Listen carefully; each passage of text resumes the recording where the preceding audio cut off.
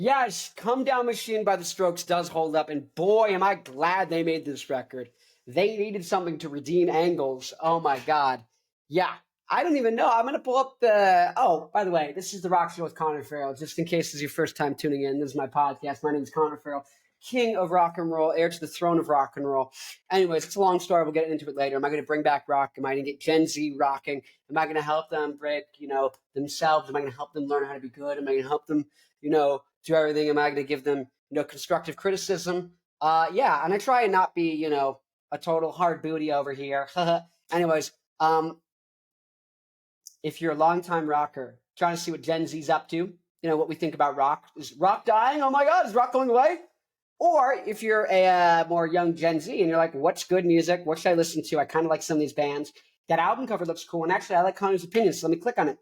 Well, then you're in the right spot. If you're either of those two things, if you're a longtime rocker, you're a new Gen Z rocker, you're in the right spot anyways. So today we're talking about Come Down Machine by the Strokes. For the love of God, send this video to your friend right now. You have a friend who needs better music taste, better taste in rock music, or they like the new abnormal. I don't know why they would have liked that record, the next Strokes record.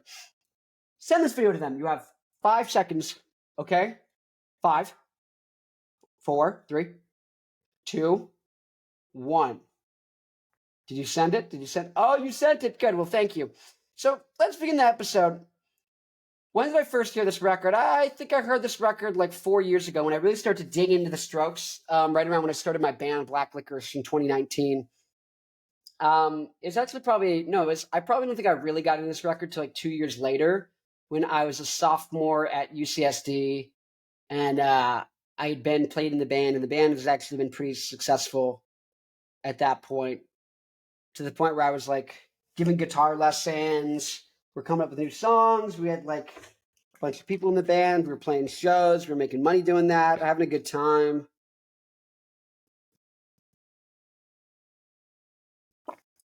I was working at a food cart out in front of a gym in Pacific Beach, California. I was making health food and smoothies out in front of a bodybuilder gym. Used to be World Gym, which is very famous, LA. So it used to be a franchise of that, but then I believe in 2016 they changed it. The owners bought it. And now it's the gym. But when I was working there, it was good. It was a bodybuilder gym. So I just had quit that job. And I was living in an apartment like 15 minutes away from school. And I was near the bottom side of UCSD, is where my apartment was. But my classes were all up at the top. I was taking business economics, was my degree, right, undergrad. So I went to park up at the glider port, which is funny because Torrey Pines, glider port, very scenic, beautiful place. It's a place where a lot of people would come, very bougie people, very touristy people, very like millennial. Oh my God, this is so chic. Oh my God. You want to go to Coachella? It was that kind of place. But it was this giant dirt lot, and it was also the parking lot for the beach there. Black's Beach. Black's Beach was a nudist beach. It was a nude beach, so you'd get crazy, interesting people. But the only way you could park and not have to pay an exorbitant amount of money for parking at UCSD was you would park at Black's Beach. At Torrey Pines, that's the glider port where people would go hang gliding over Black's Beach. And that's where you would park, so you had interesting people. And so I was mainly listening to, the first Strokes record, but by this time, now that I quit my job and the band was doing good, I was listening to the second Strokes record, Room on Fire, a lot. And I was like, this is really good.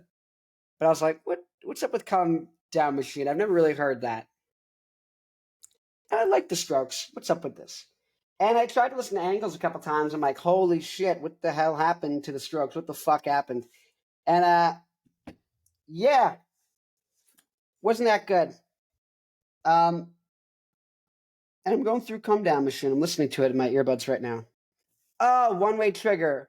So good, so poppy, so fun. Welcome to Japan. I didn't want to notice what kind of asshole drives a Lotus. So fun. What's 80s Come Down Machine?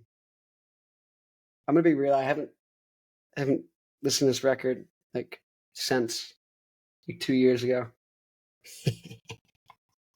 Let me see. Oh, I remember. This is cool. This is a cool record.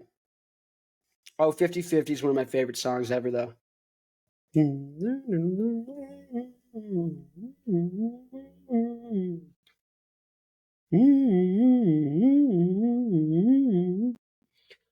Yeah. So 50/50 redeems the fact that this record isn't really a rock record. It's just catchy little ditties and things.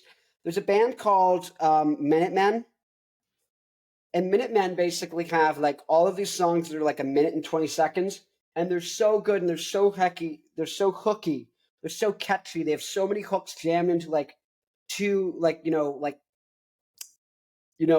a minute and a half. But the problem is they just stop there. Instead of like combining two of their songs into one really good, incredible song, they just decided to make 80 fucking 60-second songs. And that's why they're called Minutemen. But this record kind of feels like that a little bit. Like there's a lot of cool things going on and cool ideas, but like they didn't just put their balls into it and make it full songs that fully work, or they're just things that they said, let's make it poppy and quaint and a little fun.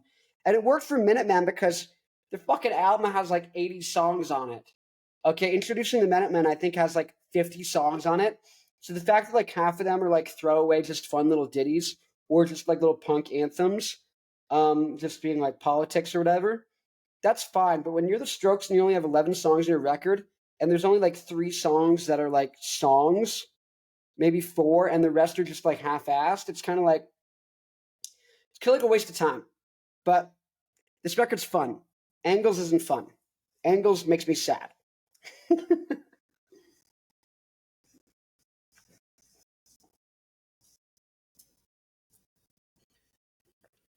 Yeah. Yeah. But yeah, this is another case of like, and this is kind of what I talked about in Angles. If they would have just come up with more, way more ideas, if they had been more creative, right? So there's 2 parts to being an artist. There's creativity and there's critiquing, right? So creativity is when you come up with a giant pile of ideas, and being the critic, having a voice and sculpting your voice is when you go, chop, chop, chop, not good enough. Maybe we could take a part of that, chop, chop, chop. Okay, that's a whole song, but really there's only like 30 seconds of coolness in there. So chop, we can put that somewhere else. Chop, chop, chop, chop, chop, chop, chop. And so it's really important to be open and creative and open-minded and to go and come up with a bunch of ideas. But then once you've got them, you got to chop them down, chop them down, chop them down, chop them down. It's like you're chopping heads. It's like, yeah, you need the plant to grow big and be strong, and you don't want to chop the thing. You don't want to be too self-critical. But this feels like a misshapen. It feels like they were trying to like cut into the bush like a a vigil of a lumberjack that looks like Thor and is super jacked. But instead, you left some of the brush here and you in the middle, and you weren't really super critiquing, and you let it get big at the belly, and it looks like Fat Thor. And you're like, yeah, you don't really want Fat Thor. You're like, but that means you actually have to let it grow out again so it can be right size. And so you've got to come up with way more ideas and let it get bigger so you can chop it down again. And that's the thing here. I feel like these 2 albums suffer that problem. I feel like the latest album, The New Abnormal, suffers a different problem, that the band doesn't even want to be a band anymore. But for some reason, they feel obligated to still make a new record, even though they could just tour and make a fuck ton of money without having to put out a record that's dog shit. Or just a different fucking like genre or style of music.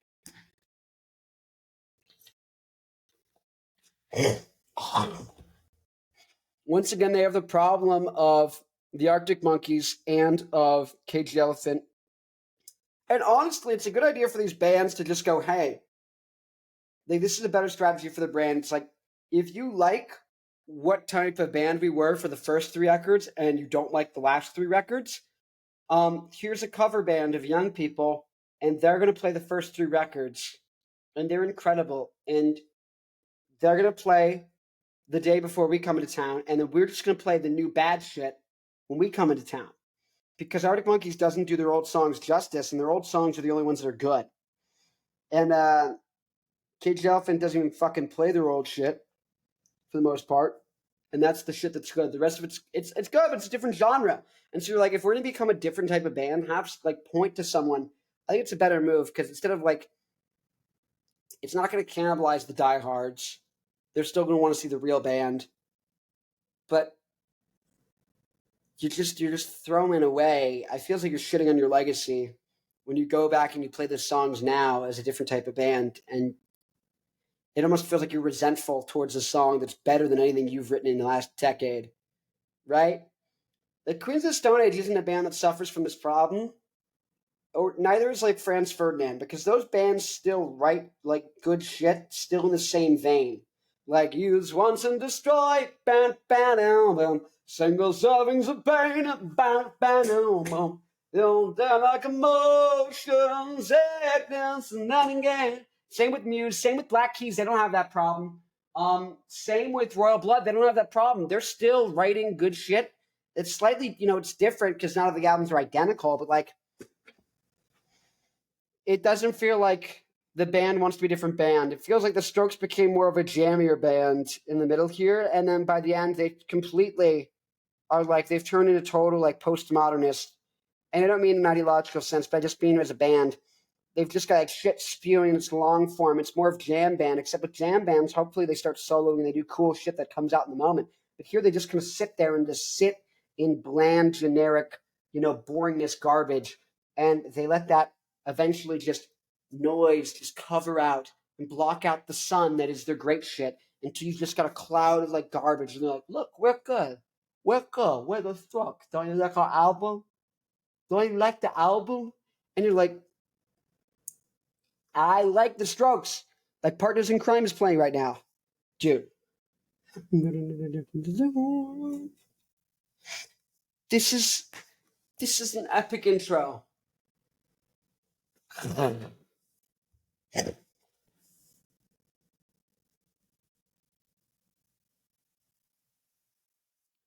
then look what they do. And then look what they do. Right? Guys, you should just point to another band that's going to do the old version of music that you did, the old genre, which is rock, and you should go be a pop band. The fact that for some reason these bands that start out as rock bands and then turn into pop bands, it's like this is like Maroon 5 shit, except you're slightly quirkier. And you actually used to have street cred. You're using your street cred to be fucking Maroon 5, which there's nothing wrong with Maroon 5. There's nothing wrong with Maroon 5. Maroon 5 is good, but you don't go from being the Strokes and then turn into Maroon 5 and then don't act like, you completely changed what you are. Like, there's a reason I don't listen to Maroon 5, because I'm not the audience, okay? And that's just the stuff that doesn't really resonate with me. But Cage the Elephant is out here turning to Maroon 5. The Strokes out here turning to Maroon 5. Arctic Monkeys turned to Maroon 5. They made a cool prog record, and then they turned back into like not even pop music. They just turned into like it just feels like there's a band called Mindless Self-Indulgence, and that's what feels like the Arctic Monkeys have done on the last record, The Car. Holy cow. Like, as a fan, it was a stretch when they took me to Tranquility Base Hotel and Casino, but they pulled it off after, a couple listens. It became a really, incredible near and dear record in my heart, and songs like Ultra Cheese hit super hard, and Bat Phone is just, so perfect. But you don't then go make like your worst album to date, and Humbug and Suck It and See and AM are not that good, like low key. I know that AM is really hooky and everyone likes it, and I'm probably just being a snooty butthole on that one. I'll give you that. But yeah. So that's like the wrong trajectory. But for the other bands like the Strokes and whatnot, they just turn into pop acts. It's fine. It's fine, but like put someone in your place. If you're gonna leave your spot, like put someone in. Like it's like train your replacement. Like I feel like rock needs to have a train your replacement policy.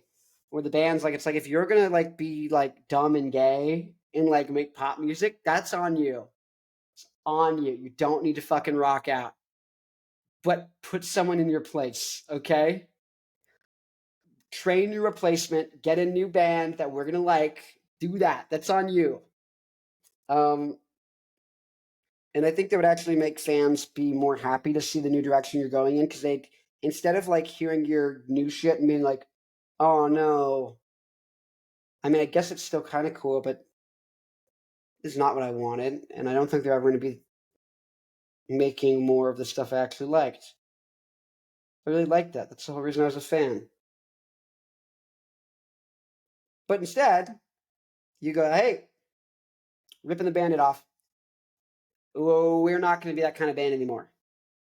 But we trained a replacement. Go listen to them. And then you got a band trained up who could play the covers, but who also have originals. Then maybe you help them ghostwrite those. I mean, there's a lot of different ideas. But I think something where you go as a band, like, if we're going to change, I don't know what it is. Maybe I just never will until I get this successful as a musician and a rock star. But I don't understand the urge to, like, make it bad. I know, I don't understand the urge to be like, wow, I am one of, like, the last rock acts to exist, you know, or at least right now in this era of time. Let me just turn into a shitty pop band.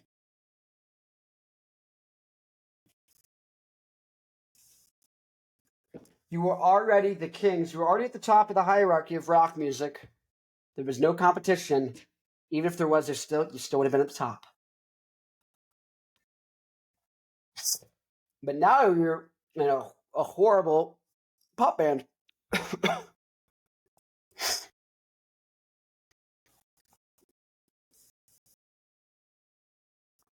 It's just dumbfounding. So this record, what's good on this record?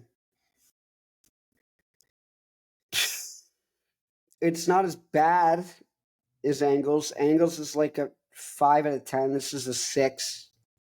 It's fine. Let's listen to Welcome to Japan again. This is once again Welcome in Japan and 505 are the 2 songs of this album. The other 9 songs should have been thrown away. Let's do a little revisionist history right now. Let's go back. So let's say they made Machu Picchu, Under Cover of Darkness, Taken for a Fool, 50-50, and Welcome to Japan. That's a 5-song EP. That's a brilliant 5-song EP. And I honestly, low-key, you can't tell me I'm wrong that if instead of releasing Angles and Comedown Machine, if they would have just came back with a 5-song album in 2013 that just had the good songs from both those records, which is only 5 songs out of the fucking, 21 that they released? God, that's not a good hit rate. Let's just look at Is This It? Every song is a classic, quotable classic. When it started, I think was subbed out, and originally was supposed to be New York City Cops. And if you had that, if New York City Cops was part of the record and didn't get subbed out, that would have been a certified classic. I don't think there's any song that's not a hit. Room on Fire, Whatever Happened, Reptilia, Automatic Stop, 1251. Between Love and Hate, Maybe in the Bathroom, Under Control, The Way It Is, The End Has No End, I Can't Win. Yeah. At least 9 out of 11. That's like a 90% hit rate. Now let's go look at first impressions of Earth. YOLO, Juicebox, Heart in a Cage, Razor Blade, On the Other Side. On the Other Side is not the best. Vision Division is incredible. Ask Me Anything's great. Electricity Escape is great. Fear of Sleep, Eyes of the World, Evening Sun, 15 minutes. You don't really need 15 minutes red light. So, but still, even here, it's this is a more ambitious record, but I'd still say 10 or 11 out of 14. They were consistently putting out, and this was like each record was like 2 years apart, almost 2-3 years apart, and they were able to make fucking like 10 incredible songs per record at least, 10 to 11. Then the next 3 fucking records, the second half of the career, I think they didn't even combined come up with 10 great songs. Do you realize how crazy that is? They did 30 great songs, like iconic, incredible songs. Out of like 36 songs, 30 were incredible. Then they did like, what is this? 9, 9, 11, and 10.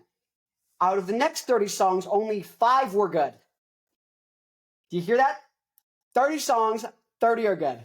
30 songs, 5 are good. What the fuck are you doing? What the fuck are you doing? Here's the bright side. They still did come up with good stuff here. Does it feel like it was an accident? That's the truth. So,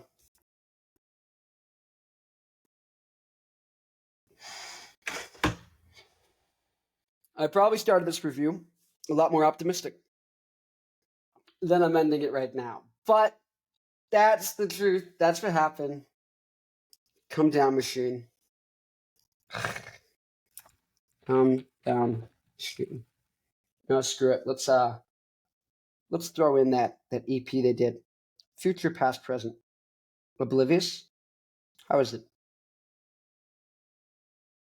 I take it back. Oblivious is a great song. 6 out of 35.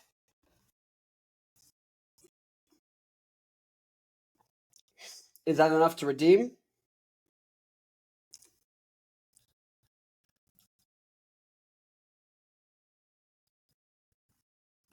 But this is definitely a Void song. Let's see.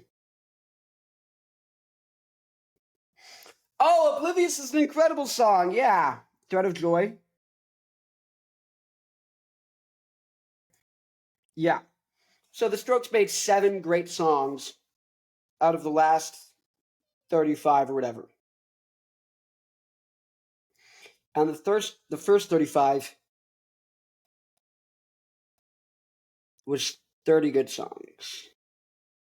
Let's do some math there. So there's a, 76% decrease in good songs.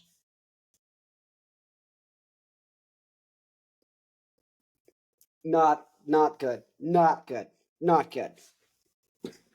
But imagine if the Strokes just didn't release any new music till 2020, and it was Oblivious, Thread of Joy, Machu Picchu, Undercover of Darkness, Taken for a Fool, 50/50, Welcome to Japan. It would have been the weakest one, but that 7 song is kind of like a small album.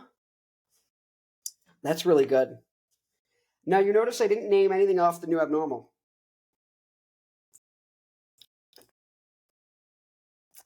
Do we think there's a reason I didn't name anything off the New Abnormal?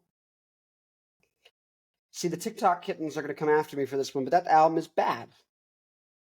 My brother, he probably likes it.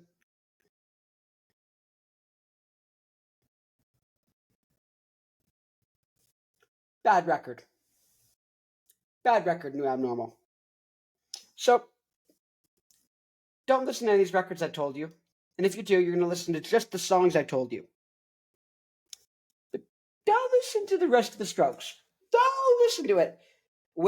Come with me to the New Abnormal video, the New Abnormal podcast, and you're going to understand what you should listen to, because the Strokes didn't stop making good music. They stopped doing it together.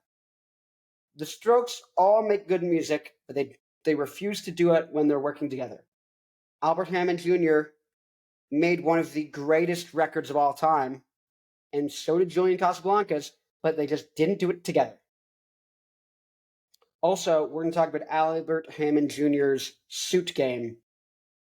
So, join me in the new abnormal.